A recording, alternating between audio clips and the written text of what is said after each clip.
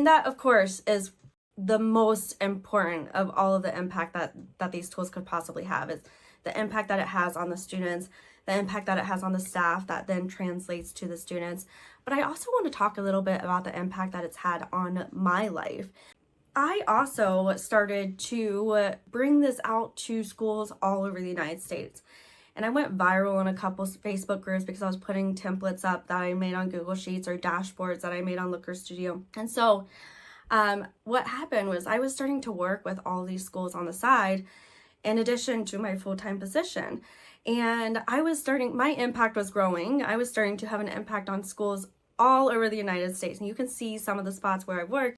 In addition to that, what was a temporary grant position for me actually ended up being a permanent district position. You can see there from the board minutes, I was given that promotion to be in a district data coordinator. And it was just exciting for me because I was loving what I was doing, and I was getting acknowledged for the hard work that I was putting in, and I was valued as an employee there because of the contributions I was making to these systems.